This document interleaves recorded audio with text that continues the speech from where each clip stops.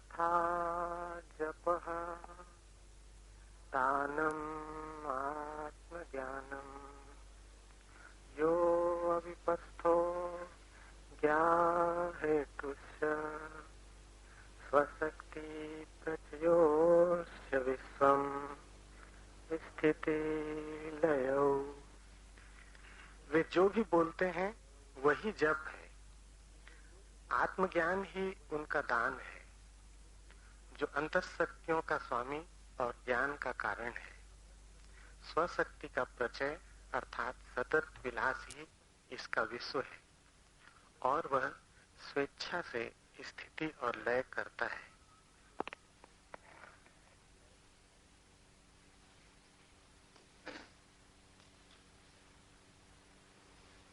प्रार्थना। क्या तुम कहते हो उस पर निर्भर नहीं, वरन क्या तुम हो उस पर निर्भर है। पूजा क्या तुम करते हो उससे संबंधित नहीं, बल्कि क्या तुम हो उससे ही संबंधित है। धर्म का संबंध कृत्य से नहीं, अस्तित्व से है। तुम्हारे भीतर के केंद्र पर अगर प्रेम है तो तुम्हारी परिधि पर प्रार्थना होगी। तुम्हारे भीतर के केंद्र पर अगर अहिर्निश शांति है तो तुम्हारे बाहर के केंद्र पर ध्यान होगा। तुम्हारे भीतर के केंद्र पर अगर पल पल होश है तो तुम्हारा पूरा जीवन तपश्चर्या होगी। इससे उल्टा नहीं। परिधि को बदलने से केंद्र नहीं बदलता, केंद्र की बदलाहट से परिधि अपने आप बदल जाती, क्योंकि परिधि तुम्हारी छाया है। छाया को बदल के कोई स्वयं को नहीं बदल सकता, लेकिन स्वयं बदल जाए तो छाया अपने आप बदल जाती। ये जान लेना बहुत महत्वपूर्ण है, क्योंकि अधिक लोग परिधि को बदलने में ही जीवन नष्ट कर देते, आचरण को बदलने में सब कुछ दांव पे लगा देते, जबकि आचरण बदल भी जाए तो भी कुछ बदलता नहीं। तुम आचरण को कितना ही बदल लो, तुम ही रहोगे। चोरी करते थे, साधु हो जाओगे। धन इकट्ठा करते थे, बांटने लगोगे, लेकिन तुम ही रहोगे। और धन का मूल्य तुम्हारी आंखों में वही रहेगा जो चोरी करते समय था, वही मूल्य दान करते समय रहेगा। चोरी करते समय तुम समझते थे धन बहुत कीमत का है, दान देते वक्त भी तुम समझोगे कि धन बहुत कीमत का है। धन मिट्टी नहीं हुआ, नहीं तो मिट्टी को कोई दान देता है। अगर धन सच में ही मिट्टी हो गया तो तुम अपने कूड़े करकट को दूसरे को देने जाओगे, और अगर कोई ले लेगा तुम्हारा धन तो क्या तुम समझोगे कि तुमने उसे अनुग्रहित किया? क्या तुम चाहोगे कि वो तुम्हें लौट के धन्यवाद दे?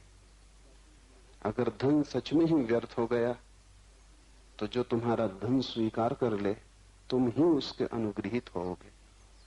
तुम सोचोगे कि धन्य भाग मेरे कि इस आदमी ने कचरा लिया, इंकार न किया।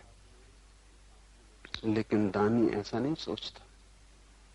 एक पैसा भी दे देता है तो उसका प्रतिकार चाहता है। एक मारवाड़ी की मृत्यु हुई, उसने सीधा जाके स्वर्ग के द्वार पर दस्तक दी और उसे पक्का भरोसा था कि द्वार खुलेगा, क्योंकि उसने दान किया था।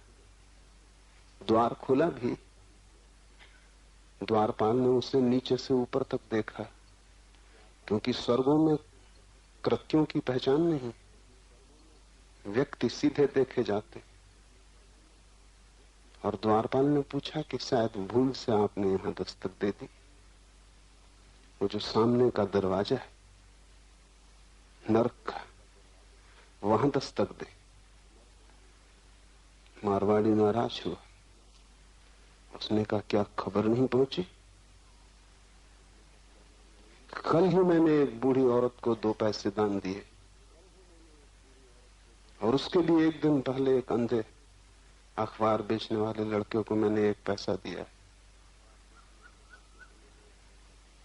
जब दान का दावा किया गया तो द्वारपाल को खाता बही खोलना पड़ा। अपने सहयोगी को उसने कहा कि देखो, तो वहां 3 पैसे मारवाड़ी के नाम लिखे थे। द्वारपाल चिंता में पड़ा, पूछा कुछ और कभी किया है? मारवाड़ी ने कहा और तो अभी इस समय कुछ याद नहीं आता। किया होता और याद ना आता? जिसको 3 पैसे याद रहे उसने किया होता और याद ना आता? खाता बही खोजा गया, बस वो 3 पैसे ही नाम लिखे थे। उन्हीं 3 पैसे के बल वो स्वर्ग के द्वार पर दस्तक दिया था अकड़ के साथ। द्वारपाल ने अपने साथी से पूछा क्या करें इसके साथ? उसके साथी ने खीसे से 3 पैसे निकाले और कहा इसको दे दो, कहीं सामने के दरवाजे पे दस्तक दो।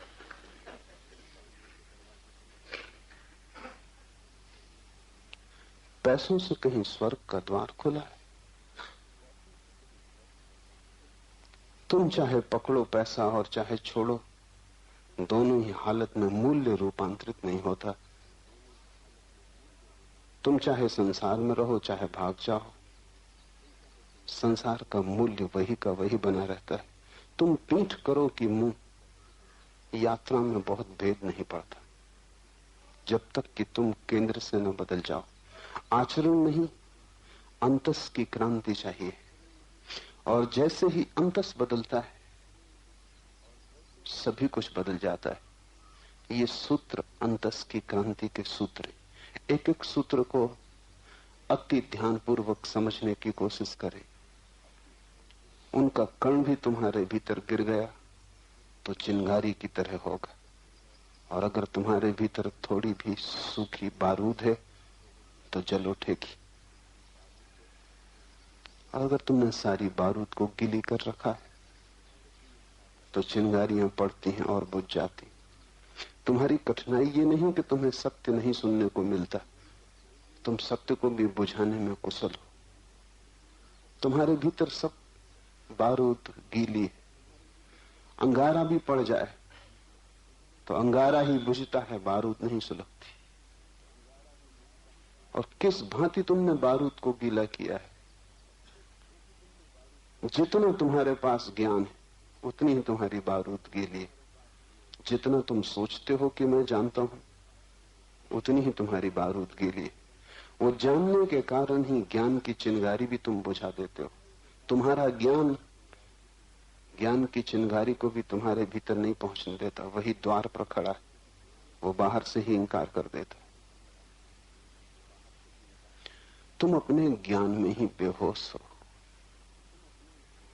और ध्यान रहे, ज्ञान से ज्यादा बड़ी शराब खोजनी मुश्किल है, क्योंकि उससे ज्यादा सूक्ष्म अहंकार किसी और चीज से नहीं मिलता। धन भी इतना अहंकार नहीं दे सकता, क्योंकि धन चोरी जा सकता है, सरकार बदल सकती है, कम्युनिस्ट आ सकते हैं, कुछ भी हो सकता है। धन का कोई पक्का भरोसा नहीं, लेकिन ज्ञान चोरी नहीं जा सकता, कोई छीन नहीं सकता। तुम्हें कारागृह में भी डाल दिया जाए तो भी तुम्हारा ज्ञान तुम्हारे साथ जाएगा। इसलिए धनी में भी वैसी अकड़ नहीं होती जैसी पंडित में होती है, और वो अकड़ ही तुम्हारे भीतर बारूद को गीला रखती। उस अकड़ को छोड़ दो, तुम्हारी बारूद सूख जाएगी, तब एक चिंगारी भी तुम्हें बदलने में सफल हो जाती, क्योंकि बहुत आग की जरूरत नहीं, बारूद जलती हो एक चिंगारी से ही जल जाएगी। जल सकती हो एक चिंगारी काफी है, न जल सकती हो तो आग भी लग जाए तो भी न जलेगी। ये सूत्र चिंगारियों के तरह हैं, इन्हें अपने ज्ञान को हटा के समझने की कोशिश करना, क्योंकि ज्ञान से समझा तो समझ ही न पाओगे। पहला सूत्र है कथा जप। वे जो शिवतुल्य हो गए हैं, कल जो हमारा आखिरी सूत्र था, वे जो शिवतुल्य हो गए हैं वे जो भी बोलते हैं वही जप। वे क्या बोलते हैं ये सवाल नहीं, वे जो भी बोलते हैं वही जप।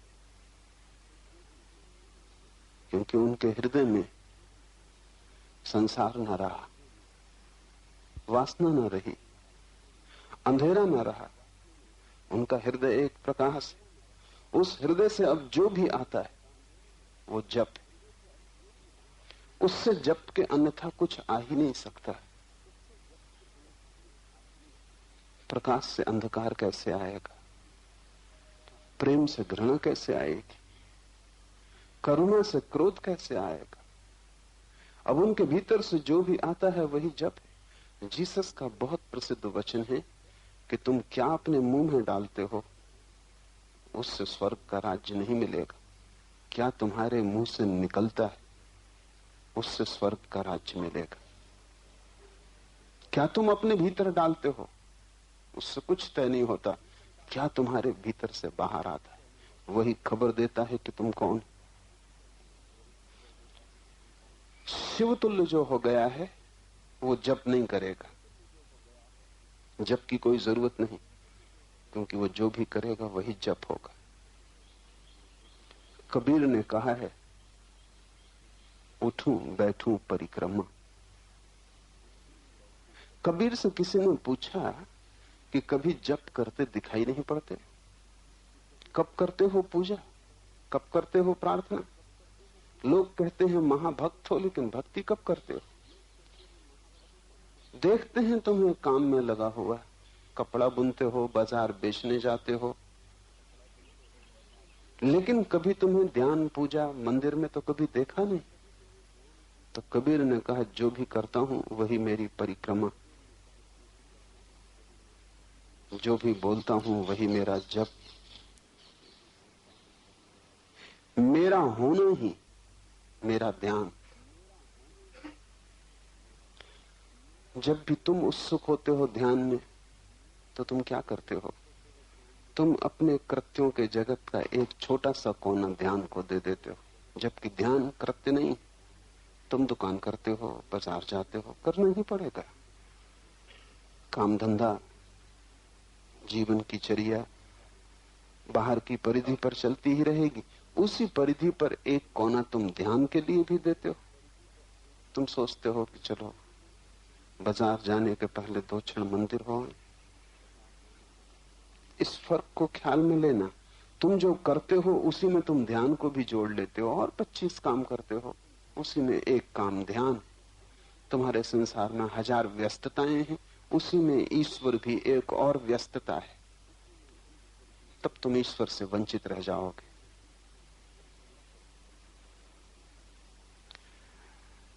ईश्वर परिधि पर हो ही नहीं सकता।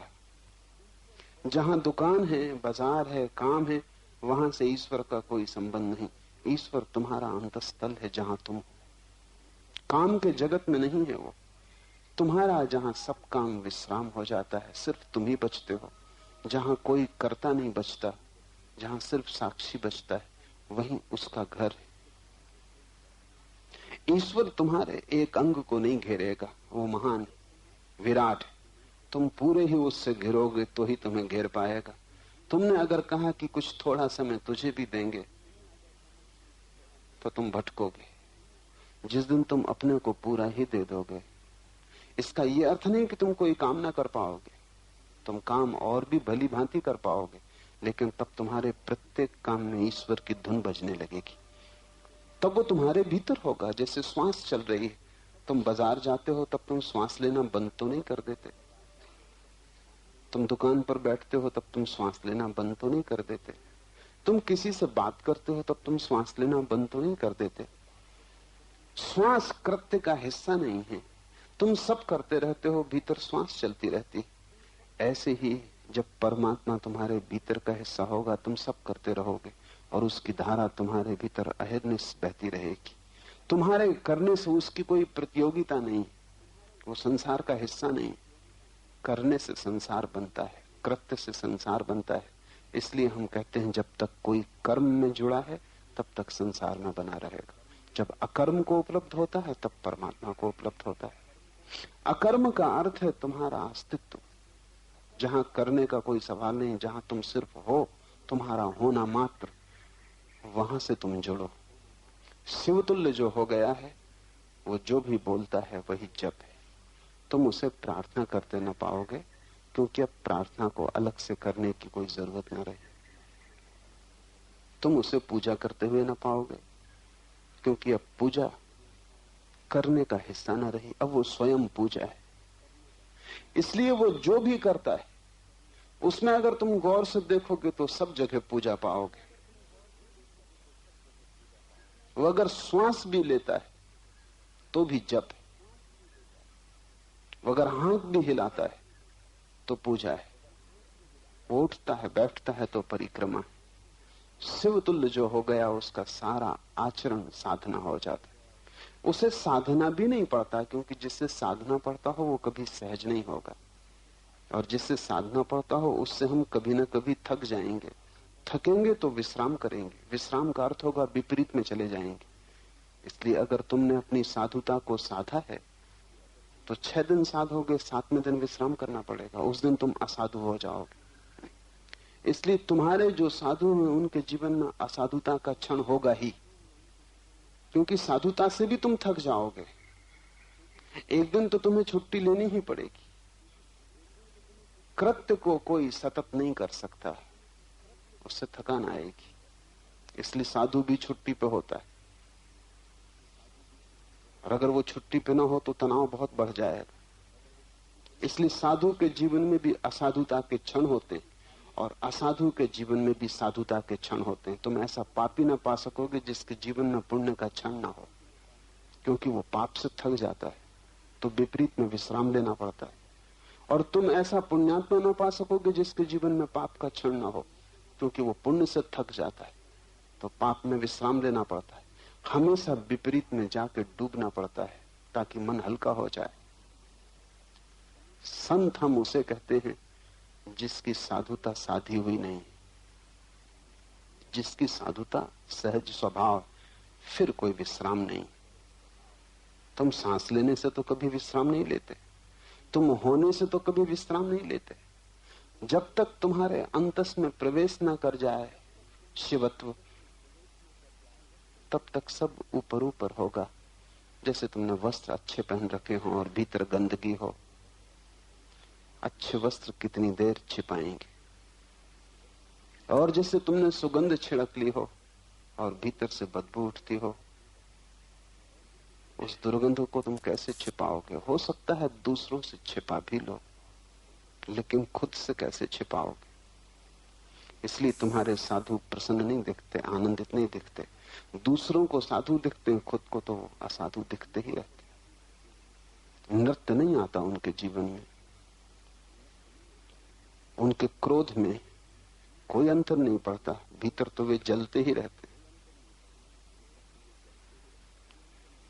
तुमसे छिप जाएगा क्योंकि तुम वस्त्रों को ही देख सकोगे, लेकिन जो आदमी खुद छिपा रहा है वो कैसे बच सकेगा? उसे तो दिखाई पड़ रहा है। वही दिखाई पड़ना कांटे की तरह चुपता रहता है। और जब तक साधु नाच ना सके तब तक समझना कि उसकी साधुता संभाली हुई, संभाला हुआ झूठा होता है। जो सहज हो जाए वही सत्य है। इसलिए कबीर बार बार कहते हैं, साधो सहज समाधि भली। सहज समाधि का अर्थ जिसे संभालना ना पड़े। संभालोगे तो थकोगे, आज नहीं कल बोझ हो जाएगा। मगर कब ऐसी घटना घटेगी जब सहज समाधि होगी? जब शिवत्व भीतर अंतस से आएगा, जब तुम शिवतुल्य हो जाओगे। और ध्यान रहे, ये कोई भविष्य का आदर्श नहीं, समझ सको इसी क्षण घट सकता है। कृत्य में तो समय लगता है, करना हो तो समय लगेगा। ये तो छलांग है, ये कोई कृत्य नहीं है, ये तो बोध। इसे करने की जरूरत नहीं, सिर्फ देखने की जरूरत है। ये ऐसे ही है जैसे कोई किसी आदमी के खीसे में हीरा पड़ा हो और उसे पता ना हो, और वो सड़क पर भीख मांग रहा हो। और तब अचानक कोई उसे याद दिला दे कि तू क्यों भीख मांग रहा है पागल, तेरे खीसे से तो किरणें निकलती मालूम पड़ रही, लगता है खीसे में हीरा है, और वो खीसे में हाथ डाले और हीरा बाहर आ जाए। बस ऐसा है, तुम्हारे भीतर शिवत्व तो बैठा ही हुआ है, वो तुम्हारा सदा का खजाना है।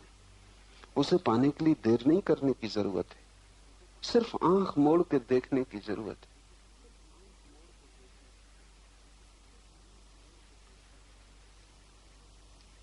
अगर वो कहीं भविष्य में होता तो फिर कठिनाई थी, फिर समय लगता, जन्म जन्म लगते पहुंचते।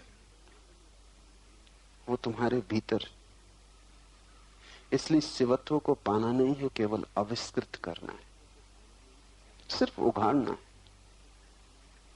जैसे कोई प्याज के छिलकों को उघाड़ता चला जाए, फिर क्या घटता है, एक एक छिलका निकलता है, दूसरा छिलका सामने आ जाता है। उघाड़ते ही चले जाओ, उघाड़ते ही चले जाओ, एक घड़ी आएगी जब सब छिलके निकल जाएंगे, सिर्फ शून्य हाथ लगेगा। ऐसे ही आदमी के ऊपर छिलके, और शिवत्व तो शून्य जैसा है। इन छिलकों को हम थोड़ा समझ लें तो उघाड़ने की आसानी हो जाए, तो तुम्हारा जीवन भी शिव जैसा हो जाए, तो तुम्हारा बोलना भी जप हो जाए। पहली परत क्या है? पहली परत शरीर की, और अधिक लोग इस पहली परत से ही अपने को एक मान के जी लेते हैं। वे ऐसे ही हैं जैसे किसी महल की सीढ़ियों पर बैठ के जी रहे हैं, उस सीढ़ियों को ही घर बना लेते। उन्हें पता ही नहीं कि सीढ़ियां घर नहीं है, सिर्फ घर तक पहुंचने का उपाय है। वो वहीं खाते हैं, पीते हैं, भोजन बनाते हैं, शादी विवाह करते हैं, बच्चे पैदा करते हैं, और उनके बच्चों को तो महल पता ही नहीं चलेगा, क्योंकि वो सीढ़ियों पर ही पैदा होंगे, वही उनका घर होगा, वे वहीं रहेंगे। वे कभी लौट के पीछे की तरफ देखते भी नहीं कि ये सीढ़ियां हैं और हम पोर्च में ही जीवन बिता रहे हैं। महल पीछे, वे कभी द्वार पर दस्तक भी नहीं देते, और जन्मों जन्मों से दस्तक नहीं दी है, द्वार करीब करीब जाम हो गया है। शायद द्वार दीवार जैसा ही लगने लगा है, अब कुछ पता नहीं चलता कहां द्वार है। पहली परत है शरीर की, और शरीर में ही तुम जी लेते हो एक तादाद में, जिससे लगता है कि मैं शरीर हूं। शरीर मेरा है, मैं नहीं, और मेरा कभी भी मैं नहीं हो सकता। जो भी मेरा है वो मेरे हाथ में हो सकता है, लेकिन मैं नहीं। तुम्हारा पैर कोई काट दे तो भी तुम ना कटोगे, पैर ही कटेगा। तुम्हारा शरीर अगर होते तुम, तो पैर कट जाने पर तुम्हें लगता कि मैं अब कुछ कम हो गया। एक पैर कट गया, उतना मैं कम हो गया। लेकिन पैर कट जाए, आंखें चली जाएं, कान खो जाएं, हाथ टूट जाएं, तुम्हारे पूरेपन में जरा भी अंतर नहीं पड़ता। शरीर अपंग हो जाता है, लेकिन तुम पूरे ही होते हो। इसीलिए शायद कुरूप से कुरूप आदमी भी भीतर अपने को कुरूप नहीं मान पाता, क्योंकि भीतर तो तुम सुंदर ही होते हो। शायद इसीलिए कुरूप से कुरूप आदमी भी राजी नहीं हो पाता कि मैं कुरूप हूं, और पापी से पापी आदमी भी राजी नहीं हो पाता कि मैं पापी हूं। बुरे से बुरा आदमी भी एक भीतरी झलक से भरा रहता है कि मैं शुभ हूं। बुरे से बुरे आदमी को भी तुम गौर से देखो तो वो यही कहता है, हो गई भूल, लेकिन मैं कोई बुरा आदमी नहीं। हो गई गलती, लेकिन मैं कोई बुरा आदमी नहीं हूं। वो कृत्य को गलत मान सकता है, लेकिन खुद को गलत नहीं मान सकता, और ठीक है।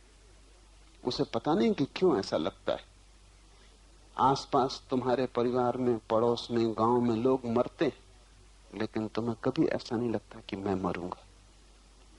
जरूर कोई गहरी बात होनी चाहिए, क्योंकि घटना इतनी घटती है कि ये प्रतीति ना आए कि मैं मरूंगा। बड़ी हैरानी की, जब सभी मर रहे तब भी तुम्हें ये चोट गहरी नहीं बैठती मन में कि मैं भी मरूंगा। अगर कोई समझाए भी तो भी तुम सोचते हो कि हो सकता है, लेकिन भीतर कोई अरनिस ध्वनि गूंजती रहती है कि और दूसरे ही मरेंगे, मैं नहीं मरूंगा, अन्यथा जीना मुश्किल हो जाए।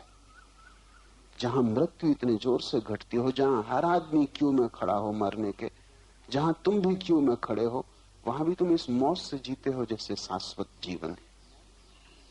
कुछ भीतरी कारण है, और कारण यह है कि भीतर जो है वो कभी मरने वाला नहीं। तुम कितने ही शरीर के साथ जुड़ गए हो तो भी तुम शरीर नहीं हो गए हो। वो भीतर की सच्चाई तुम कितनी ही झुटलाओ, झूठ नहीं हो सकती। कितना ही नशा हो तो भी भीतर का स्वर, सत्य का स्वर गूंजता ही रहता है। मैंने एक दिन सुबह मुल्ला नसरुद्दीन को घर के बाहर बैठे देखा, खिलखिला के हंस रहा है, बड़ा ही आनंदित आह्लादित है। मैं पूछा कि क्या हुआ नसरुद्दीन, ऐसे खुश तुम कभी दिखाई नहीं पड़े। उसने कहा गजब हो गया, पर तुम समझ ना सकोगे जब तक मैं पूरी कथा न कहूं। तो मैंने कहा तुम पूरी कथा ही कहो। उसने कहा हम 2 भाई थे, जुड़वा पैदा हुए, एक सी शक्लें थी, कोई भी फर्क ना कर पाता था कौन कौन है, और जिंदगी भर में नुकसान न रहा। स्कूल में मेरा भाई किसी को पत्थर मार देता, सजा मुझे मिलती।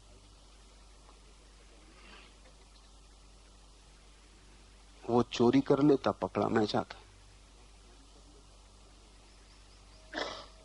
घर में भी ये हालत थी, उपद्रव वो करके आता, मोहल्ले के लोग मुझे पकड़ के ले आते। और आखिरी तो उपद्रव तब हुआ कि एक लड़की से मेरा प्रेम था, वो उसको लेके भाग गया।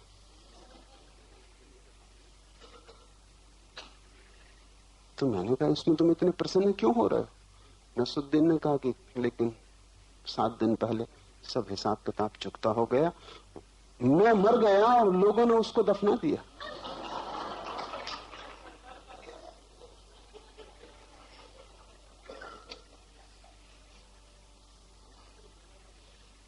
इतनी बेहोशी किसी को भी नहीं।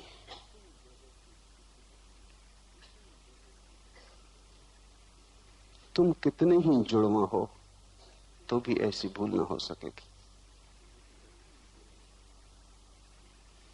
नसरुद्दीन भयंकर शराब पिए बैठा था। तुमने भी बड़ी शराब पी लगी बहुत जन्मों से, लेकिन फिर भी इतनी शराब कभी नहीं हो पाती कि तुम्हारे होश को पूरा डुबा दे। तुम्हारा होश उभर उभर के बाहर आ जाता है।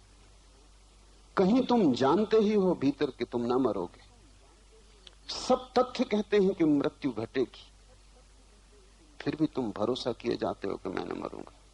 तुम ऐसे ही जीते हो जैसे सदा यहां जीना है, इसलिए बहुत सी भूलें होती। मजबूत मकान बनाते हो जैसे सदा यहां रहना। तुम्हारी भूलों में भी कहीं ना कहीं कोई सच्चाई की झलक होगी, नहीं तो ये भूलें बंद हो जाती। तुम मकान ऐसे बनाते हो जैसे सदा रहना, मजबूत दीवारें उठाते हो, पत्थर की नींव भरते हो, और तुम्हें पता नहीं कि कल मर जाना।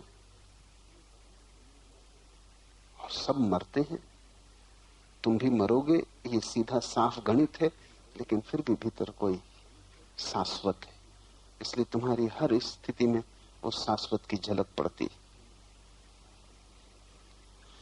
शरीर तुम्हारा है, तुम नहीं। शरीर में तुम हो, लेकिन शरीर ही तुम नहीं हो। शरीर पहली परत है जिससे तादात्म्य हो गया, उसके साथ तुम बहुत दिन तक रहे हो, जोड़ हो गया, जुड़मा हो, साथ साथ पैदा हुए हो। इसलिए तुम्हें भी भूल हो जाती है कि कौन कौन है, शक्ल पहचान नहीं पाते।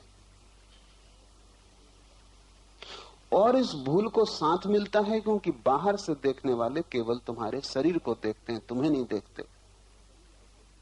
वे तुम्हारे शरीर के चेहरे को तुम्हारा चेहरा मानते हैं, वे तुम्हारे शरीर की आकृति को तुम्हारी आकृति मानते हैं, और वे बहुत हैं, तुम अकेले हो। वे सभी तुम्हारे शरीर को ही तुम्हें मानते हैं, उन सबकी प्रतीति भी तुम्हें प्रभावित करती। अगर तुम्हारा शरीर कुरूप है तो वे कहते हैं तुम कुरूप हो, अगर शरीर सुंदर है तो वो कहते हैं तुम सुंदर हो, अगर शरीर बूढ़ा है तो वो कहते हैं तुम बूढ़े हो, शरीर जवान है तो वो कहते हैं तुम जवान हो।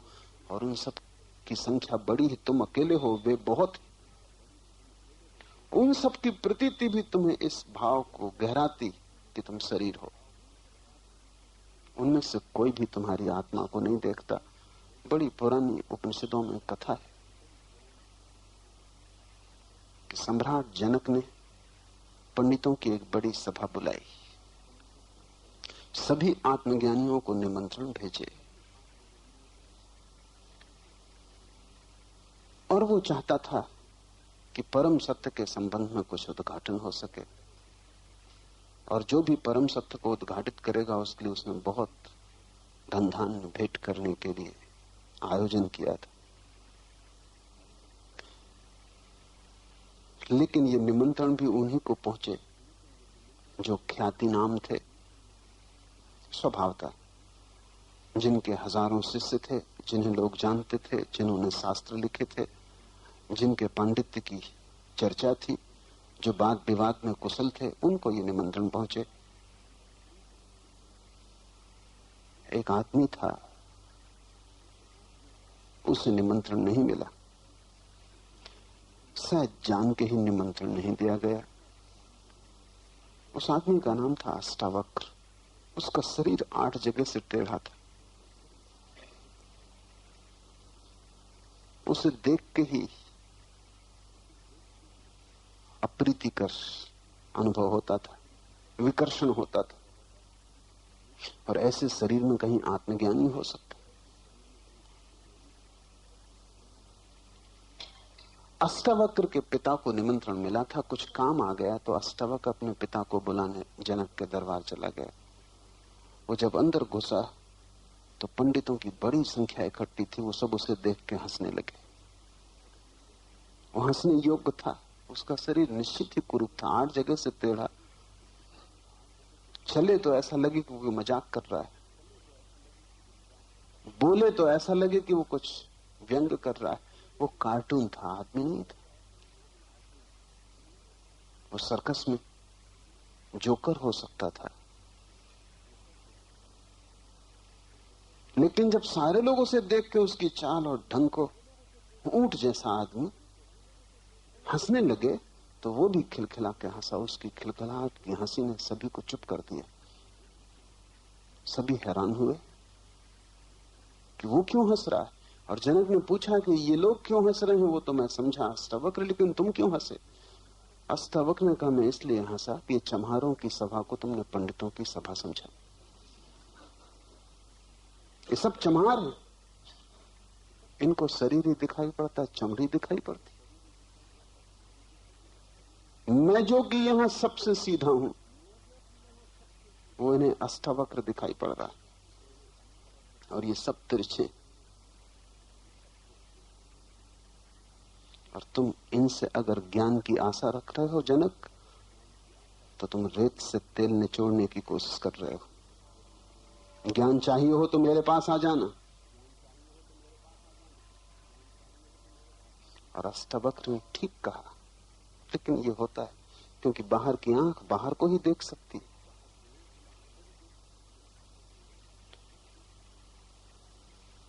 तुम भी बाहर की आंख से परेशान हो, क्योंकि सभी तरफ आंखें ही आंखें हैं और वो सब तुम्हारे शरीर को देखती हैं। शरीर सुंदर हो तो तुम सुंदर, शरीर कुरूप हो तो तुम कुरूप। और उन सबका इतना शोरगुल है चारों तरफ, और उनकी धारणा मजबूत है क्योंकि बहुमत उनका है। तुम हमेशा अल्पमत हो, इकाई, और वे बहुत। उनसे अगर तुम हार जाते हो, आश्चर्य नहीं। तुम भी अपने को मान लेते हो कि मैं शरीर हूं, तो आश्चर्य नहीं। आश्चर्य तो तब होता है जब तुम इन लोगों की आंखों से बच पाते हो और पहचान पाते हो कि मैं शरीर नहीं हूं। समाज से मुक्त होने का यही अर्थ है। समाज से मुक्त होने का अर्थ हिमालय चले जाना नहीं। समाज से मुक्त होने का अर्थ है चारों तरफ भीड़ की आंखें तुमसे जो कहती हैं उससे मुक्त हो जाना।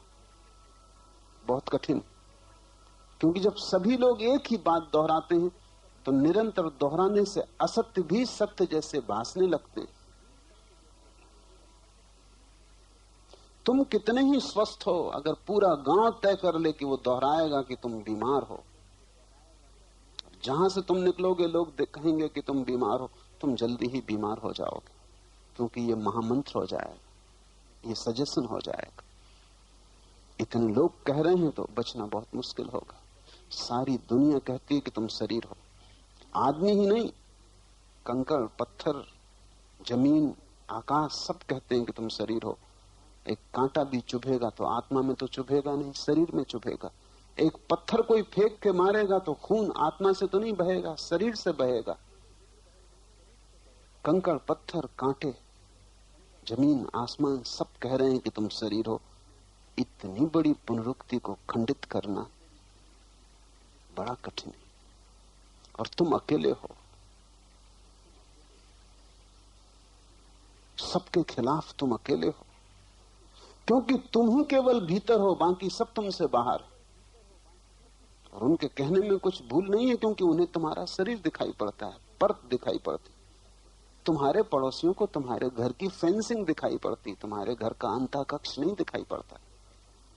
वो समझते हैं ये फेंसिंग ही तुम्हारा घर है। उनका समझना ठीक है, लेकिन तुम भी इसे मान लेते हो, वहां भ्रांति हो जाती। समाज से मुक्त होने का अर्थ है बाहर की आंखों का जो प्रभाव तुम पर पड़ रहा है उससे मुक्त होना। समाज की आंखों से जो मुक्त हो गया उसे साफ दिखाई पड़ने लगेगा, शरीर के भीतर मैं हूं लेकिन मैं शरीर नहीं। पहली परत को तोड़ना शुरू करो, धीरे धीरे इस स्मरण को प्रगाढ़ करो कि मैं शरीर नहीं हूं। इसे अनुभव में उतारो, सिर्फ दोहराने से न होगा। जब कांटा चुभे तब स्मरण रखना कि कांटा पैर में चुभा, पीड़ा पैर में होती, मैं देखने वाला हूं, कांटा मुझ में चुभ भी नहीं सकता, पीड़ा मेरे भीतर हो भी नहीं सकती, मैं सिर्फ जानने वाला प्रकाश हूं। इसलिए जब तुम अचेतन हो जाते हो तो कांटे की चुभन पता नहीं चलती। तो डॉक्टर को ऑपरेशन करना हो तो एनेस्थेसिया देता है, बेहोश कर देता है, फिर पैर काटे, हाथ काटे, पूरा शरीर काट डाले, टुकड़े टुकड़े कर दे, तो भी तुम्हें पता नहीं चलता। अगर तुम शरीर होते तो पता चलता, लेकिन तुम शरीर नहीं हो, तुम होश हो। और डॉक्टर ने होश और शरीर का संबंध तोड़ दिया, उसने तुम्हें बेहोश कर दिया। अब तुम्हारे शरीर के साथ कुछ भी किया जाए तुम्हें कुछ भी पता ना चलेगा। जिन लोगों ने जीवन और मृत्यु पर गहरे प्रयोग किए हैं उनका अनुभव है, और मैं भी उनके अनुभव को गवाही देता हूं, कि जब तुम मर जाते हो तो तुम्हें 2-4 दिन तक पक्का पता नहीं चलता कि तुम मर गए हो। आम तौर से 3 दिन लग जाते हैं तुम्हें पता चलने में कि तुम मर गए,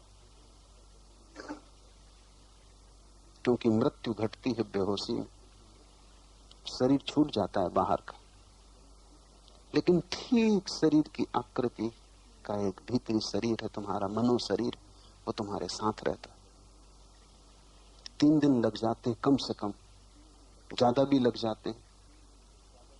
तब धीरे धीरे तुम्हें समझ में आना शुरू होता है कि तुम मर गए हो। अन्यथा तुम भटकते हो अपने घर के आसपास, अपने मित्रों के पास, पत्नी बच्चों के पास। 3 दिन तक आत्मा आसपास भ्रमण करती है, हैरान होती है कि मामला क्या हो गया, कोई मुझे देखता नहीं, कोई पहचानता नहीं। तुम द्वार पर खड़े हो और तुम्हारी पत्नी रोती निकल जाती, और तुम्हें पता नहीं चलता कि हो क्या गया, मामला क्या हो गया, क्योंकि तुम पूरे के पूरे हो, कुछ कमी नहीं हो गई। शरीर के हटने से कुछ भी कमी नहीं होती। जैसे कपड़े किसी ने उतार कर रख दिए, लेकिन कपड़े तुम उतार दो तो नग्न तुम खड़े हो जाओगे, क्या बदल गया, तुम तो वही रहोगे। और फिर इससे भी सूक्ष्म शरीर तुम्हारे साथ रहता है, यही आकार, यही प्रतीति, समय लग जाता है। मर के एकदम से तुम्हें पता नहीं चलेगा कि तुम मर गए हो। तिब्बत में बारदो नाम की प्रक्रियाएं, मरते हुए आदमी को बौद्ध भिक्षु बारदो की प्रक्रिया करवाते हैं। जब वो मर रहा होता है तब वो उसे सब सुझाव देते हैं कि देख, अब तेरा शरीर छूट रहा, अब तू स्मरण से भर कि तेरा शरीर छूट रहा है, अब ये देह हट जाएगी, तू स्मरण कर, तू होश पूर्वक मर कि अब तेरे साथ जो देह है वो देह भौतिक देह नहीं, सूक्ष्म देह है। अब तूने शरीर छोड़ दिया, अब तेरे सामने विकल्प है कि तू किस तरह के गर्भ को ग्रहण करे। ऐसे सब सुझाव बारदो की प्रक्रिया में मरते हुए आदमियों को दिए जाते हैं। और तिब्बत ने जितनी गहरी खोज मृत्यु के संबंध में की है, किसी दूसरी जाति ने नहीं की। आदमी मर रहा है और भिक्षु ये सुझाव दे रहा है। आखिरी क्षण तक जब शरीर छूट रहा है तब तक वो सुन रहा है भिक्षु। यहां आदमी मर जाएगा और भिक्षु बोले चला जाएगा। तुम कहोगे अब तुम किससे बोल रहे, अब बंद करो, आदमी तो मर गया। तो भिक्षु अभी बोले चला जाएगा, क्योंकि अब तुम्हें मर गया है आदमी, भिक्षु को अभी भी नहीं मर गया। और ये आदमी अभी भी सुन रहा है, क्योंकि इससे कोई फर्क नहीं पड़ता कि शरीर छूट गया, ये अभी भी सुन रहा है। और इसके अगले जन्म को प्रभावित किया जा सकता है कि कैसा गर्भ ग्रहण करे, और इससे इस जन्म के मोह और आसक्ति से मुक्त किया जा सकता है। और इन क्षणों में इस आदमी को पूरी याद दिलाई जा सकती है कि तू शरीर नहीं है, जो कि और किसी क्षण में याद दिलाना बहुत कठिन, क्योंकि अब ये पाएगा कि मैं हूं और शरीर अलग पड़ा है। अब भिक्षु कहेगा कि देख अब तू ऊपर है और शरीर नीचे पड़ा है, गौर से देख, इसी शरीर के साथ तूने अपने को एक समझ रखा था, और अब तेरे मित्र परिजन इस शरीर को मरघट ले जाएंगे, तू पीछा कर, वहां तू इसे जलते देख, वहां ये राख हो जाएगा, फिर भी तेरे होने में रत्ती भर कमी नहीं पड़ती। स्मरण रखना इसको, आगे की यात्रा में दोबारा शरीर के साथ ग्रस्त मत होना। अगले जन्म में पहले ही क्षण से स्मरण रखना कि तू शरीर नहीं। सब कहेंगे कि तू शरीर है, लेकिन तू अपनी स्मृति को मत खोना। तू अपनी स्मृति को उनके सुझाव से ढकने मत देना। काश तुम लोगों के सुझाव फेंक सको तो आत्मज्ञान बहुत दूर नहीं। पिकासो बहुत बड़ा चित्रकार हुआ, इस सदी में उसका कोई मुकाबला नहीं, लेकिन सलाह देने वाले तो उसके पास भी पहुंच जाते थे। सलाह देने वालों की कोई कमी नहीं, क्योंकि सच तो यह है कि बिना मांगी सलाह सिर्फ मूढ़ देता है। ज्ञानी की सलाह लेनी हो तो बड़ी मेहनत करनी पड़ती, मांगनी पड़ती, अर्जित करनी पड़ती। सिर्फ मूढ़ बिना मांगे सलाह देता। और अच्छा ही है कि लोग सलाहें दूसरों की नहीं मानते, नहीं तो बड़ी मुसीबत में पड़े। तो दुनिया में सबसे ज्यादा चीज जो दी जाती है वो सलाह, और सबसे कम जो चीज ली जाती है वो भी सलाह। पिकासो के घर लोग आते जिनको आब ऐसा भी नहीं आता चित्रकला का, वो भी उसको कहते कि जरा इसने रंग ऐसा लगाया होता, ये चित्र अगर जरा ऐसा बनाया होता, इसकी पृष्ठभूमि अगर दूसरे रंग की होती। पिकासो थक गया इन मूढ़ों के साथ बातचीत करते करते। तो उसने क्या किया, वही तुम करो। उसने एक खूबसूरत पेटी बनाई और उस पर लिखा सजेशन बॉक्स, सुझाव की पेटी, सुझाव पेटी का। और उसके ऊपर लिखा कि कृपा करके आपके जो भी सुझाव हो लिख के इसमें डाल दें। यहां तक तो ठीक था, लेकिन उसमें नीचे कोई तलहटी नहीं थी, और उसके नीचे उसने कचरे की टोकरी रखी हुई थी। लोग बड़ी खुशी से, तो उनका सुझाव का बड़ा मूल्य है, पिकासो की पेटी में डाल जाते सुझाव और कचरे की टोकरी में सीधे पहुंच जाते। वो उनको कभी पढ़ता भी नहीं था। यही तुम करना अगर तुम समाज से मुक्त होना चाहो, और वही संन्यास का अर्थ है, तो लोगों के सुझाव से मुक्त होना, क्योंकि वे बाहर हैं, उनके सभी सुझाव बाहर के होंगे और भीतर के ज्ञान में बाधा बनेंगे। तुम उनकी सुनना ही मत। अगर तुम भीतर के परमात्मा की सुनना चाहो तो तुम समाज से बचना। अगर भीतर की आवाज सुननी हो तो बाहर की आवाजों को बिल्कुल द्वार बंद कर देना, अन्यथा बाहर की आवाजें इतनी विकराल हैं और इतनी तेज हैं कि भीतर की धीमी मंद आवाज खो जाएगी, वो तुम्हें सुनाई ना पड़ेगी। वो प्रतिपल निनादित हो रही, लेकिन तुम बाजार में खड़े हो, वहां बड़ा शोरगुल है। पहली परत है शरीर, और एक ही चाबी है, इसको कहना चाहिए मास्टर की। इससे सभी ताले खुल जाते हैं, क्योंकि ताले एक ही जैसे हैं। चाबी है कि शरीर के प्रति तुम होश से भरना। चलो तो देखना कि शरीर चल रहा है, मैं नहीं। भूखे हो जाओ, देखना कि शरीर को भूख लगी, मुझे नहीं। प्यासे हो जाओ, देखना कि प्यास शरीर में, मुझ में नहीं। ये होश कायम रखना। तुम धीरे धीरे पाओगे ये होश तुम्हारे और शरीर के बीच में खाई पैदा करने लगा। जैसे जैसे ये होश सघन होगा, फासला बड़ा होगा, और अनंत फासला है तुम में और शरीर में, अनंत दूरी है। जैसे जैसे तुम्हारा होश गहरा होगा, बीच का सेतु टूटेगा, संबंध विच्छिन्न होगा, और एक दिन तुम प्रगाढ़ रूप से देख पाओगे कि शरीर सिर्फ खोल है, तुम जीवन, शरीर मृत्यु है, शरीर पदार्थ है, तुम चैतन्य हो। शरीर अणुओं का खेल है, अणुओं का जोड़ है, आज है कल नहीं होगा, परिवर्तनशील है। तुम किसी के जोड़ नहीं, तुम चैतन्य हो, अखंड, सदा थे, सदा रहोगे। जैसे ही शरीर की पहली प्याज का छिलका अलग किया कि दूसरा छिलका ऊपर आ जाएगा। वो दूसरा छिलका है तुम्हारा मन। वो बीमारी और गहरी, क्योंकि शरीर काफी दूर है, मन काफी निकट। शरीर अगर अणुओं का जोड़ है तो मन विचारों का। शरीर अगर पदार्थ है तो मन सूक्ष्म पदार्थ है। विचार भी सूक्ष्म ध्वनियां हैं, ध्वनि पदार्थ है, लेकिन विचार और भी करीब है। तुम उनसे ऐसे ग्रसे हो, कपड़े जैसे नहीं। शरीर अगर कपड़े जैसा है तो विचार चमड़े जैसे। तुम्हारी चमड़ी जैसे करीब है, कपड़े से ज्यादा करीब है, ऐसे विचार है। और उनसे छुटकारा और भी मुश्किल है, क्योंकि तुम्हें सदा ये भ्रांति रही कि ये विचार तुम्हारे। तुम अक्सर लड़ते हो कि ये मेरा विचार है, और तुम अपने विचार को सही हो चाहे गलत, सही करने की कोशिश करते हो, सिद्ध करने की कोशिश करते हो, क्योंकि तुम्हें डर लगता है अगर तुम्हारा विचार गलत हुआ तो तुम गलत हो गए। शरीर के साथ तुम्हारा तादात्म्य इतना नहीं है जितना विचार के साथ। अगर किसी आदमी से कहो कि तुम्हारा शरीर रुग्ण है, चिकित्सक के पास चले जाओ तो वो बुरा नहीं मानेगा। लेकिन किसी से कहो कि तुम्हारा मन बीमार है, किसी मनोचिकित्सक के पास चले जाओ तो फौरन नाराज हो जाए। किसी को बीमार कहो तो हर्जा नहीं, लेकिन किसी को पागल कहो तो झगड़ा हो जाएगा। क्योंकि शरीर से तो एक फासला, लेकिन मन से हमारा तादात्म्य बहुत गहरा है। जब कोई कहता पागल हो तो हमें लगता है मैं पागल हूं। क्या कह रहे हो? कोई पागल ये मानने को राजी नहीं हो सकता कि मैं पागल हूं। तुम ही पागल हो, क्योंकि मन के विचार धुएं की तरह तुम्हें चारों तरफ से घेरे हुए हैं, और जब तक ये विचार तुम्हें घेरे हैं तुम्हारी आंखें अंधी रहेंगी।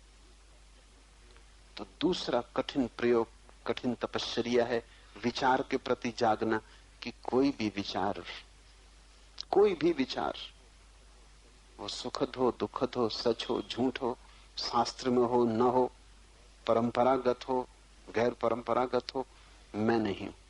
विचार भी उधार है, सभी विचार उधार है। वो भी समाज ने तुम्हें दिए, वो भी दूसरे से तुम्हें मिले, सीखा है उन्हें तुमने। तुम तो वो हो जो अनसीखा तुम्हारे भीतर आया है। तुम चैतन्य मात्र हो, विचार नहीं। विचार तो तुम्हारे ऊपर तरंगों की भांति है, जैसे कूड़ा करकट नदी के ऊपर तैर रहा हो, ऐसे विचार हैं। तुम तो नदी हो, तुम तो चैतन्य की धारा हो। तो फिर धीरे धीरे विचारों की परत को भी उखाड़ना, और जब कोई विचार तुम्हें पकड़े तो स्मरण रखना कि ये मैं नहीं हूं, ये भी बाहर की धूल है। जैसे दर्पण पे धूल जम जाए, ऐसे विचार तुम पे जम गए। और किसी विचार को इतना अपना मत मानना कि उसके लिए लड़ने को खड़े हो जाओ। अगर लोग विचार से अपना संबंध तोड़ लें, दुनिया में सारे युद्ध बंद हो जाएं। सारा युद्ध और उपद्रव, सारी हिंसा विचार के साथ तादात्म्य के कारण है। कोई कम्युनिस्ट है, कोई समाजवादी है, कोई जनसंघी है, कोई हिंदू है, कोई मुसलमान है, कोई जैन है, सब विचार के साथ तादात्म्य कर लिए। तुम सिर्फ परमात्मा हो, ना तुम हिंदू हो, ना तुम जैन हो, ना तुम बौद्ध हो, ना मुसलमान हो। तुम्हारा शुद्ध होना शिवत्व है, लेकिन तुम सस्ते में उलझ जाते हो। तुम्हें लगता है हिंदू होना ज्यादा कीमती बजाय परमात्मा होने की, मुसलमान होना ज्यादा कीमती। और तुम्हारे मुसलमान और हिंदू होने से सिर्फ मंदिर और मस्जिद लड़ते, और ये जमीन धर्म से खाली होती, भरती नहीं। सब धर्म लड़वाते, क्योंकि सभी धर्म विचार हो जाते। धर्म तो सिर्फ एक है, और वो है तुम्हारा शिवत्व। तुम स्वयं परमात्मा हो, बस उतना ही धर्म है। वो कभी नहीं लड़ाएगा, क्योंकि जहां विचार न होंगे वहां कैसी लड़ाई, वहां कैसा पक्षपात, वहां कैसा विरोध। शरीर ने तुम्हें दूसरों से अलग किया है, विचार ने तुम्हें और भी ज्यादा अलग किया है। एक बात समझ लेना जो बड़ी विरोधाभासी है, जिसने तुम्हें स्वयं से तोड़ा है उसने ही तुम्हें दूसरों से भी तोड़ा है। शरीर ने तुम्हें स्वयं से तोड़ा है, शरीर ने ही तुम्हें दूसरों से तोड़ा है। विचार ने तुम्हें स्वयं से और भी बुरी तरह तोड़ा है, उसने तुम्हें दूसरों से और भी बुरी तरह तोड़ा है। और जिस दिन तुम अपने स्वभाव में प्रतिष्ठित हो जाओगे, न शरीर न विचार, दोनों परतें उगाड़ के फेंक दी, तुम बिना परत हो गए, कोई खोल ना रही, शुद्ध जीवन रह गया। उस दिन तुम पाओगे तुम सबके साथ एक हो गए, क्योंकि परमात्मा दो नहीं। उस दिन तुम्हारे भीतर का परमात्मा और तुम्हारे बाहर का परमात्मा एक हो गया। उस दिन घटाकाश और आकाश एक हो गया। उस दिन घड़े के भीतर छिपा आकाश और घड़े के बाहर फैला आकाश एक हो गया। घड़ा गिर गया, तादात्म्य घड़ा है।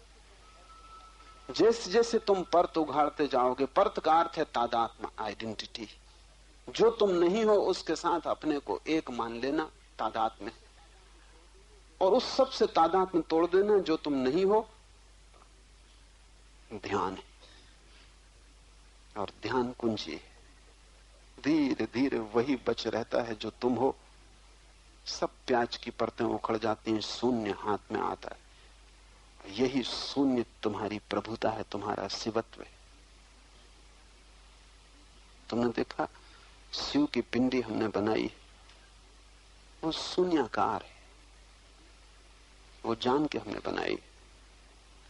शिव का कोई चेहरा नहीं, उन जैसी सुंदर मूर्ति और किसी की नहीं, क्योंकि उस पर कोई चेहरा ही नहीं। वो सिर्फ शून्य की आकृति है।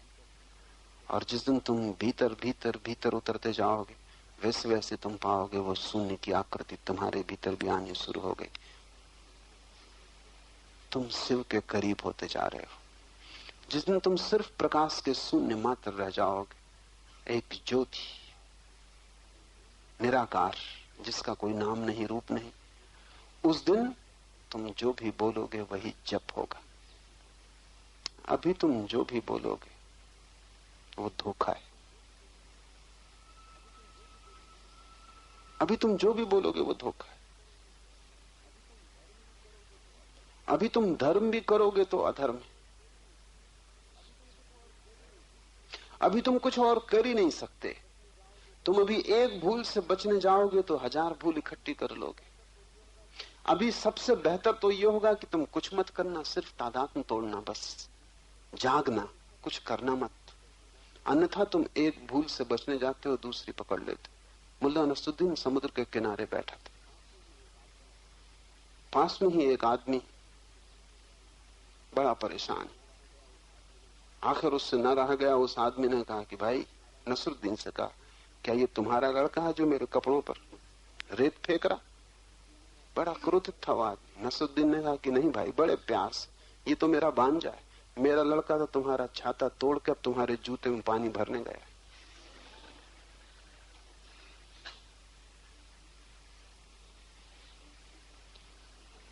तुम इधर संभालोगे, उधर बिगड़ जाएगा। तुम अपनी भूलों से बचने के लिए जो कारण देते हो वो और बड़ी भूलें हो जाती। पुराने सम्राट अपने दरबारों में एक एक महामूर्ख रखते थे। ताकि वो याद दिलाता रहे कि आदमी की बुद्धिमानी बहुत बुद्धिमानी नहीं है। एक सम्राट ने एक महामूर्ख को रखा हुआ था। एक दिन अचानक सम्राट दर्पण के सामने खड़ा था। महामूर्ख आया और उसने जोर से उछक के लात सम्राट की पीठ पे मारी कि वो दर्पण पे गिर पड़ा। सामान टूट गया, दर्पण भी टूट गया, लहू लुहान हो गया। उस सम्राट ने कहा, हद हो गई, मूर्ख मैंने पहले भी देखे, लेकिन तेरा जैसा मूर्ख नहीं देखा। और ये तूने क्या किया? अगर तू जो तूने किया है इसको समझाने के लिए इससे भी बड़ी मूर्खता का कोई कारण नहीं बता सका तो फांसी लगवा दूंगा। उसने कहा, हुजूर मैं तो समझा महारानी खड़ी। ये उन्होंने कारण बताया।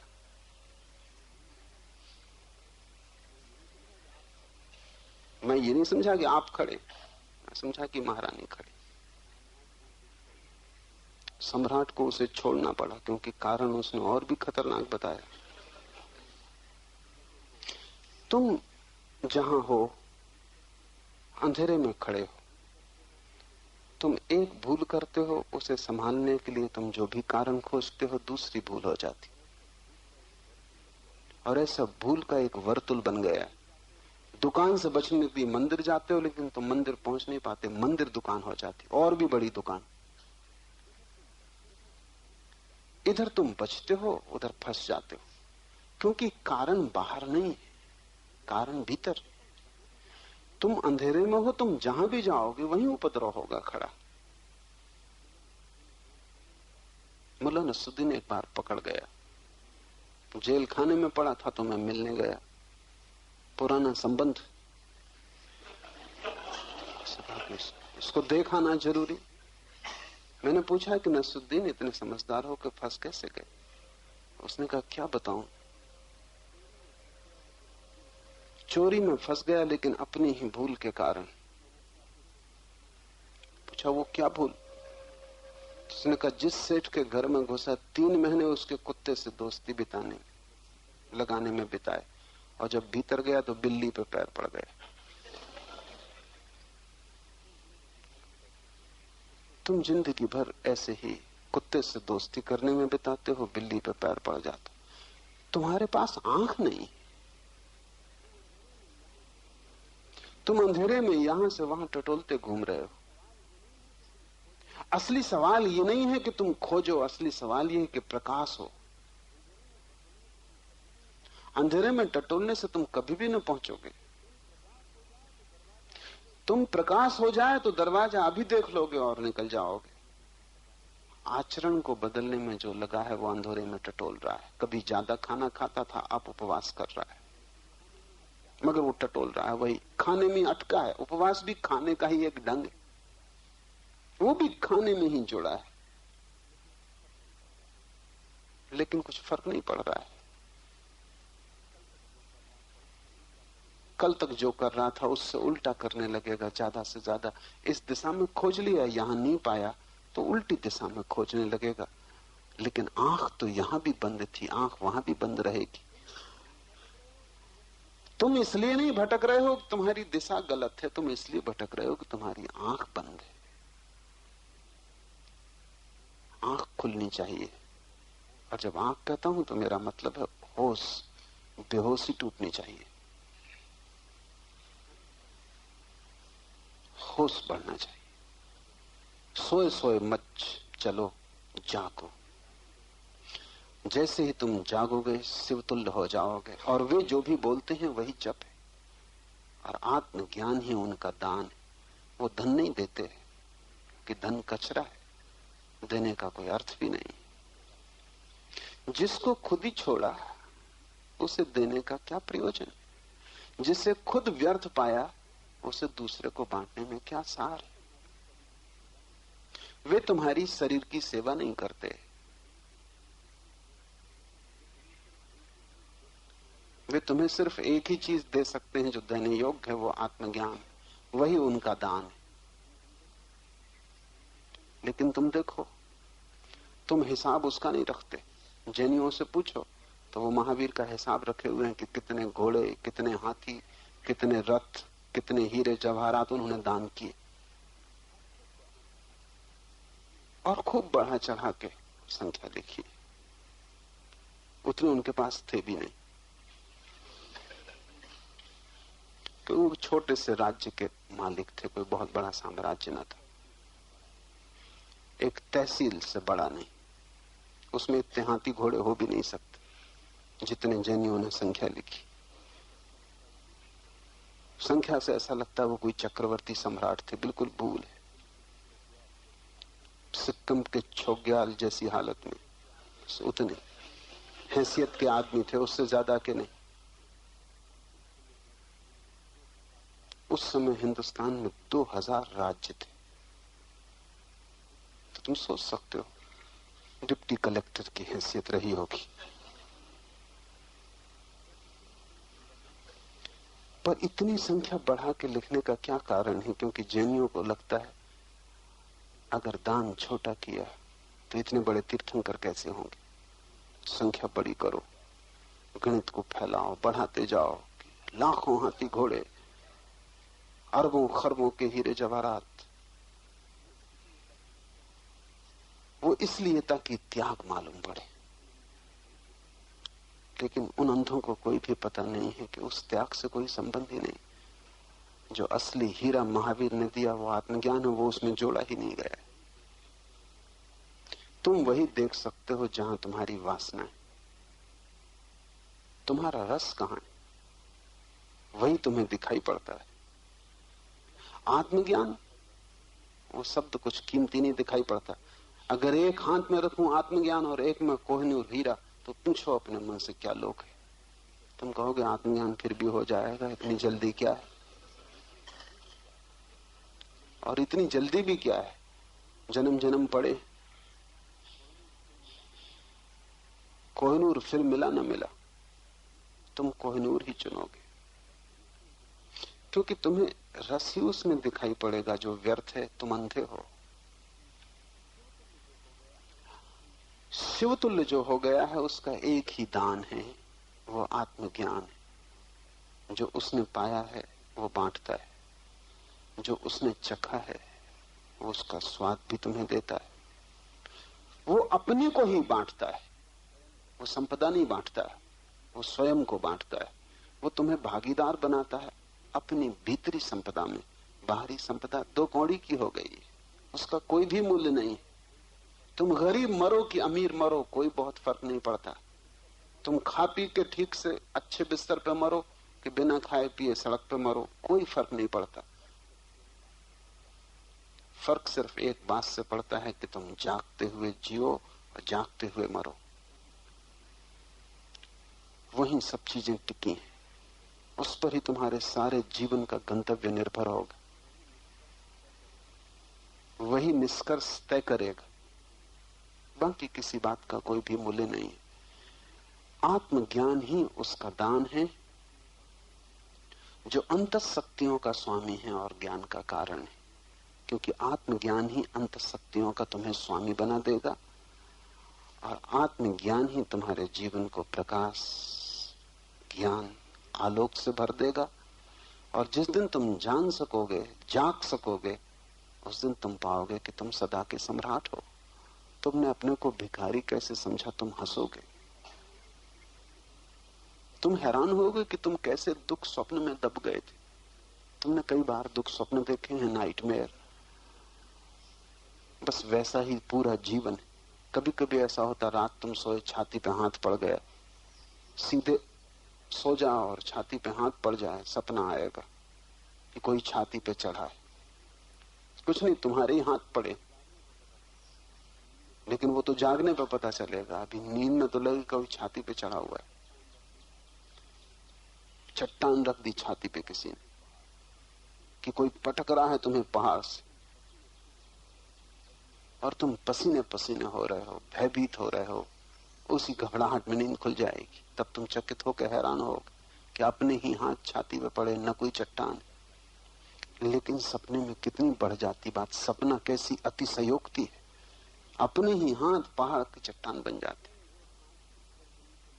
कि अपनी एक हाथ बिस्तर के नीचे लटक गया तो लगता है कि खाई में गिर रहे हैं। तुम जरा प्रयोग करके देखो, दूसरे में सपने जगाए जा सकते हैं।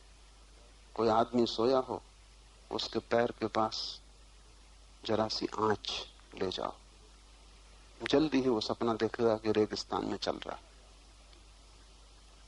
मरा जा रहा, पसीने पसीने हुआ जा रहा। या जरा सी बर्फ उसके पैर में छुलाओ और वो समझेगा कि पहुंच गए एवरेस्ट पर। पैर गले जा रहे हैं, ठंड से मरे जा रहे हैं। तकिया ही रख दो उनकी छाती पर, शैतान बैठा है, उनका ही हाथ उनकी गर्दन में उलझा दो, फांसी लगी। मगर ये तो जागने पर पता चलेगा। सपना बड़ी अतिशयोक्ति है। जब वो जागेगा तो हंसेगा कि मैं भी कैसा परेशान हो रहा था, व्यर्थ ही परेशान हो रहा था, वहां कुछ भी न था। एक जरा सा इशारा और मन भाग खड़ा होता है और न मालूम कितनी कल्पनाएं कर लेता। तुम जिंदगी में इतने दुख कभी नहीं पाते जितनी तुम कल्पना करते हो। वो बीमारियां कभी नहीं आती जिनको तुम सोचे बैठे रहते हो। वो दुख भी तुम पे कभी नहीं गिरते जिनसे तुम भयभीत रहते हो। तुम्हारे जीवन का 90% दुख तो तुम्हारे मन की कल्पना है। 10% सही है, लेकिन 90% बिल्कुल कल्पना है। और 90% के कारण तुम इस 10% का हल नहीं कर पाते। अगर वो 90% समाप्त हो जाए, झूठ हट जाए, तो जीवन का जो भी दुख वास्तविक है उसका निपटारा है, उससे छुटकारा है, उसके बाहर होने का उपाय है। तुम उससे सदा बड़े हो, तुम उस पर पैर रख के सीढ़ी बना ले सकते हो, लेकिन तुम इतना बढ़ा लेते हो कि दुख इतना बड़ा हो जाता है कि तुम छोटे हो जाते हो। तब तुम कपते हो, तब तुम कुछ भी नहीं कर सकते। जैसे ही भीतर के ज्ञान की किरण जगती है, दिया जलता है, तुम अपनी शक्तियों के स्वामी हो जाते हो और वही तुम्हारे ज्ञान का कारण। और ज्ञान अंतिम घटना है। ज्ञान का अर्थ है भीतर की आंख, देखने की क्षमता, आर पार देखने की क्षमता। तब जीवन में कोई दुख नहीं है, तब जीवन में सिर्फ आनंद है। तुम्हारे अंधेपन के कारण दुख है, तुम्हारी नींद के कारण तुम्हारा सपना दुखद हो गया है। होश किसी दुख को नहीं जानता, होश सिर्फ आनंद को जानता है। स्वशक्ति का परिचय अर्थात सतत विलास ही इसका विश्व है। जो व्यक्ति ज्ञान को उपलब्ध हो जाता है वो सतत अंतर्विलास में, वो सतत महासुख में। स्वशक्ति का परिचय उसके भीतर की स्वयं की शक्ति न मालूम कितने सुख को जन्म देती रहती। प्रतिपल वहां सुख घटता रहता है, जैसा झरना बहता रहता है सतत, ऐसे वहां सुख की धारा बहती रहती। तुम्हारे भीतर प्रतिपल अनंत स्रोत सुख के बह रहे हैं, लेकिन उस तरफ तुम्हारी पीठ है। और ध्यान रखना, धर्म कोई त्याग नहीं है, धर्म परम विलास। परमात्मा कोई बैठ के रो नहीं रहा है, नाच रहा है। तुम रोते परमात्मा को मत खोजना, वो तुम्हें कहीं ना मिलेगा। और जो भी मिलेंगे वो तुम्हारे बीच में से कोई होंगे जो परमात्मा का अभिनय कर रहे हैं। परमात्मा नाच रहा है। ये पूरा जीवन आनंद का महोत्सव है। इस जीवन में दुख कहीं जाना नहीं है, दुख तुम्हारी कल्पना है, दुख तुमने पैदा किया है, दुख तुम्हारा सोचा हुआ है, दुख तुम्हारी उत्पत्ति है। और अंधा आदमी और कुछ कर भी नहीं सकता, वो जहां जाएगा वहीं टकराएगा। पर सोचता है वो ये कि सारी दुनिया मुझसे टकराने को तैयार खड़ी, कोई तुमसे टकराने को क्यों उत्सुक होगा? कोई दीवार को मतलब कि दरवाजे को कोई मतलब? अंधा आदमी जहां भी जाता है कहीं दीवार टकरा जाती, कहीं दरवाजा टकरा जाता, और अंधा आदमी सोचता है कि सारी दुनिया मुझसे टकराने को बैठी। आंख वाले से कोई नहीं टकराता, निश्चित कोई तुमसे टकराने को नहीं बैठा है। तुम ही अंधे हो, तुम ही टकरा जाते हो। तो दोष तुम दूसरे को देते हो, दोषी तुम स्वयं हो। उत्तरदायित्व तुम दूसरे पे फेंकते हो, तुम्हारे अतिरिक्त किसी का उत्तरदायित्व नहीं। ये वचन समझने जैसा है। स्वशक्ति का परिचय अर्थात सतत विलास ही उसका विश्व है। ऐसी स्थिति जब आ जाती है ज्ञान की, तो प्रतिपल आनंद ही फलित होता रहता है। वहां सिर्फ फूल ही लगते हैं, कांटे नहीं, और वहां अमृत ही बरसता है, वहां कोई मृत्यु नहीं। वहां दुख की एक किरण भी नहीं प्रवेश पाती। तुम्हारे भीतर महासुख का राज, उसकी ही तुम तलाश में भी हो, लेकिन खोज तुम बाहर रहे हो। खोज तो ठीक है, दिशा गलत है। आत्मज्ञानी तुम्हें दिशा देता है, वही उसका दान है। वो तुम्हें उस दिशा में ले जाता है जहां उसने पाया, वहीं तुम्हें ले जाता। आत्मज्ञानी तुम्हें समझाता नहीं, क्योंकि उसे समझाने का कोई उपाय नहीं। तुम्हारे हाथ को पकड़ के उस तरफ ले जाता है, लेकिन तुम इतने डरे हुए हो कि तुम किसी का हाथ पकड़ने से डरते हो। तुम समर्पण नहीं कर सकते, श्रद्धा नहीं कर सकते, किसी पर भरोसा नहीं कर सकते। तुम्हारे भय ने तुम्हें इतना सुरक्षित कर दिया है कि जो तुम्हें दुख के बाहर ले जाए, तुम सोचते हो शायद ये भी किसी झंझट में ले जाए। तुम इतनी झंझटों में पड़ते रहे हो कि अब तुम्हें झंझटें ही दिखाई पड़ती।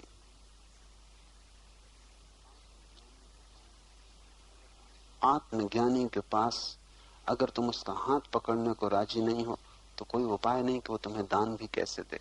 तुम्हें हाथ तो फैलाने ही होंगे, तुम्हें दान स्वीकार तो करना ही होगा। तुम अगर अपनी मुट्ठियां बांध के खड़े हो और तुम दान स्वीकार करने को राजी नहीं, तो आत्मज्ञानी भी तुम्हारे द्वार से बिना तुम्हें दिए लौट जाएगा। स्वसच्ची का प्रचय अर्थात सतत विलास ही इसका विश्व है, और वहां सतत विलास चल रहा है और तुम सतत दुख में हो। और वह स्वेच्छा से स्थिति और लय करता है। ये बड़ा कठिन है, समझना कठिन है, क्योंकि अनुभव से ही समझ में आ सकता है। अनुभव नहीं है तो समझ में नहीं आएगा, लेकिन फिर भी थोड़ा सा प्रत्यय बन जाए तो कभी सहयोगी होगा। जैसे ही कोई व्यक्ति स्वयं को जानने में समर्थ हो जाता है, वैसे ही एक अनूठी शक्ति, इस जगत में सबसे महान शक्ति, उससे बड़ा कोई चमत्कार नहीं, उसे उपलब्ध होता है। और वो चमत्कार ये है कि वो जब चाहे तब हो जाए और जब चाहे तब ना हो जाए, जब चाहे तब अस्तित्व में आ जाए और जब चाहे तब शून्य में खो जाए। जैसे तुम जगते हो और सोते हो, लेकिन वो भी स्वेच्छा से नहीं। सुबह नींद खुल गई तो तुम क्या करोगे? फिर सो नहीं सकते। रात नींद आती तो तुम जग नहीं सकते। जैसे तुम सोते हो और जगते हो, ऐसा ही आत्मज्ञानी स्वेच्छा से शून्य में जाता और पुण्य में आता। वो उसकी स्वेच्छा है, वो उसमें परतंत्र नहीं। अगर वो तय करे कि उसे शून्य में खो जाना है तो वो शून्य में खो जाता है। अगर वो तय करे कि उसे पूर्ण में रहना है तो वो पूर्ण में रहता है। बुद्ध के जीवन में उल्लेख है कि वे गए स्वर्ग के द्वार पर, द्वारपाल ने द्वार खोले, लेकिन वे पीठ करके खड़े हो गए। उन्होंने कहा, जब तक अंतिम व्यक्ति मुक्त ना हो जाए तब तक मैं द्वार पर रुकूंगा। जिस दिन आखिरी व्यक्ति प्रवेश कर जाएगा स्वर्ग के महासुख में, उस दिन उसके पीछे मैं प्रवेश करूंगा। ये कहानी बड़ी प्रीतिकर है। इसका मतलब यह है कि जगत में दो तरह के आत्मज्ञानी हैं। सभी धर्मों ने उन दो तरह के आत्मज्ञानियों को समझा है। एक आत्मज्ञानी तो वो है जो अपने आत्मज्ञान हो जाने के बाद शून्य में लीन हो जाता है, और एक आत्मज्ञानी वो है जो अपने आत्मज्ञान के बाद भी अस्तित्व में बना रहता है ताकि दूसरों को सहायता कर सके। जैनों ने पहले आत्मज्ञानी को केवल ज्ञानी कहा है। अनंत केवल ज्ञानी होते, वे शून्य में खो जाते। उन्होंने अपनी मंजिल पा ली, वे प्रवेश कर जाते हैं, द्वार पर नहीं खड़े रहते। 24 को जैनियों ने तीर्थंकर कहा। तीर्थंकर वे केवल ज्ञानी हैं जो द्वार पर खड़े रहते। जो दूसरे के लिए रास्ता बताते। बौद्धों ने भी दो तरह के आत्मज्ञानी माने हैं, एक को वे बोधिसत्व कहते हैं और एक को अरहत। बोधिसत्व वो आत्मज्ञानी है जो दूसरे के लिए रुकता है, और अरहत वो आत्मज्ञानी है जो अपना पाके लीन हो जाता है। सारे धर्मों ने दो तरह के आत्मज्ञानी माने, क्योंकि दो तरह के होते हैं। तुम जब पहुंचोगे उस परम दशा में, तो या तो तुम्हारे मन में, तुम्हारे प्राणों में एक वासना शेष रह जाएगी। इसको भी वासना ही कहना पड़ेगा कि मैं दूसरों की सहायता करूं, और या ये वासना भी शेष न रहेगी तो तुम खो जाओगे। इसलिए सद्गुरु अपने शिष्यों में उन शिष्यों को बोधिसत्व या तीर्थंकर बनाने की कोशिश करते हैं जिनमें करुणा का तत्व ज्यादा है। दो तत्व हैं जो आखिर में रहते हैं, करुणा और प्रज्ञा। प्रज्ञा का अर्थ है ज्ञान और करुणा का अर्थ है दया। और तुम्हारे भीतर दो ही तरह के व्यक्ति हैं, एक जिनके भीतर करुणा ज्यादा है और एक जिनके भीतर प्रज्ञा ज्यादा है। जिनके भीतर प्रज्ञा ज्यादा है वो तो सीधे शून्य में खो जाएंगे। उनको गुरु नहीं बनाया जा सकता, वे शिष्य ही रहेंगे, और जिस दिन वे ज्ञान को उपलब्ध होंगे वे खो जाएंगे, वे गुरु कभी नहीं बनेंगे। जिनके जीवन तत्व में करुणा का भाव ज्यादा है वे गुरु बन सकते हैं, तीर्थंकर बन सकते हैं, बोधिसत्व बन सकते हैं। तो ये गुरु पर निर्भर करेगा कि वो अपने शिष्यों को तैयार करे। जिनके भीतर उसे करुणा का तत्व ज्यादा दिखाई पड़ता है, प्रेम का, सेवा का, उनको वो इस भांति तैयार करेगा कि उनमें करुणा की वासना आखिर तक रह जाए। जब उनका ज्ञान फलित हो तो एक वासना उनके भीतर शेष रह जाए, करुणा की। जब उनकी नाव छूटने के लिए तैयार हो जाए तब एक खूंटी से रस्सी बंधी रह जाए, वो खूंटी होगी करुणा की।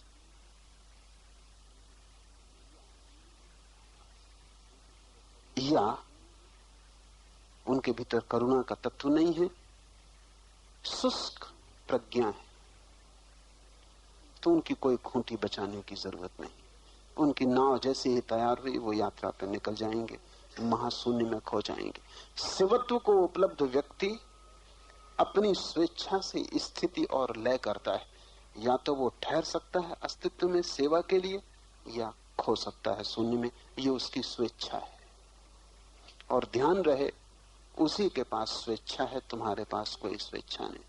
तुम्हारे पास स्वयं का होना नहीं तो स्वेच्छा कैसे होगी? तुम भला कहते हो कि मैं अपनी स्वेच्छा से ऐसा कर रहा हूं, लेकिन वो झूठ है। तुम किसी वासना के दबाव में वैसा करते हो। स्वेच्छा क्या है तुम्हारे पास? स्वेच्छा तो तब है कि कोई गाली दे और तुम क्रोध ना करो। ये हो सकता है क्रोध प्रकट ना करो, लेकिन गाली देते ही भीतर क्रोध हो जाएगा। स्वेच्छा तो तब है जब कोई गाली दे और तुम ऐसे खड़े रहो जैसे गाली नहीं दी गई।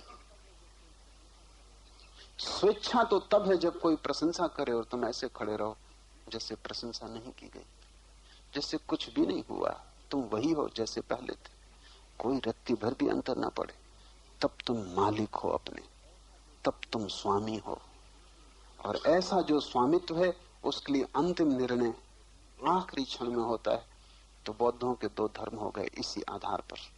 एक धर्म है हीनयान और एक धर्म है महायान। दो पंथ हो गए। हीनयान का अर्थ है छोटी नाव, उसमें एक ही सवार हो सकता है, ज्यादा लोग नहीं। वो अरहत की नाव है, वो बैठता है और अपनी यात्रा पर निकल जाता है। महायान का अर्थ है बड़ी नाव, वो बोधिसत्व की नाव है। वो बैठ भी जाए नाव में तो रुकता है ताकि और लोग भी सवार हो जाएं, फिर उसकी नाव जाए। कहना मुश्किल है कि दोनों में कौन ठीक है कौन गलत। उस स्थिति में ठीक और गलत का निर्णय भी मुश्किल है, जो जिसके स्वभाव के अनुकूल है। जिनके हृदय में स्त्रीणता है वो बोधिसत्व हो जाएंगे, और जिनके हृदय में पुरुषत्व है वो अरहत हो जाएंगे। और दो तरह के हृदय हैं, इसलिए आखिरी क्षण में भी दो तरह के हृदय निर्णायक होंगे। या तो तुम्हारे पास पुरुष का हृदय है शुष्क प्रज्ञा, या स्त्री का हृदय है आर्द्र करुणा। या तो तुम प्रेमपूर्ण हो या तुम ज्ञानपूर्ण हो, या तो तुम ज्ञानी हो या भक्त हो। ये दो विपरीत मिल के संसार बना है। संसार में सभी चीजें विपरीत से बनी हैं, अंधेरा और प्रकाश, स्त्री और पुरुष, जन्म और मृत्यु। ऐसे ही करुणा और प्रज्ञा। आखिरी क्षण में भी ये दो तत्व किनारे पर रहेंगे। इनमें से जो भी प्रबल होगा वो निर्णायक होगा। लेकिन तब स्वेच्छा का उपयोग करना होगा। तब स्वेच्छा है तुम्हारी, क्योंकि मुक्त पुरुष अब किसी बंधन में नहीं। ये उसकी अपनी ही मर्जी। पहली दफा मर्जी पैदा हुई, पहली दफा संकल्प का जन्म हुआ है। आत्मज्ञानी ही संकल्प करता है, तुम तो वासनाओं में प्रवाहित होते हो। वो तय करेगा। और एक ही निर्णय की अवस्था है बस, इसके पहले कोई अवस्था निर्णय की नहीं। तब तो तुम बहते हो, निर्णायक नहीं हो। गुरजीएफ से किसी ने पूछा कि मैं क्या करूं, मुझे बताएं। गुरजीएफ ने कहा, काश तुम कुछ कर सकते तो मैं तुम्हें बताता। अभी तुम कुछ कर ही नहीं सकते। अभी तो तुम अंधे प्रवाह में हो। अभी तो तुम ऐसे हो जैसे घास का तिनका लहरों पे डोलता रहता, कहीं भी लहरें ले जाएं वहीं चला जाता। अभी तुम कहां हो? बुद्ध से किसी ने पूछा कि मैं सेवा करना चाहता हूं लोगों की। बुद्ध ने बहुत गौर से देखा और दया से कहा, अभी तुम हो ही नहीं, सेवा कैसे करोगे? निर्णय आता है आखिरी क्षण हाथ में। आत्मज्ञान के बाद निर्णायक शक्ति तुम्हारे पास होती, क्योंकि तुम तब सुतुल्य हो गए। तुम सृष्टि न रहे, सृष्टा हो गए। तब तुम इस जगत के हिस्से नहीं हो, तुम स्वयं परमात्मा हो। अब सारा खेल तुम्हारे हाथ में। अब तुम नियंता हो।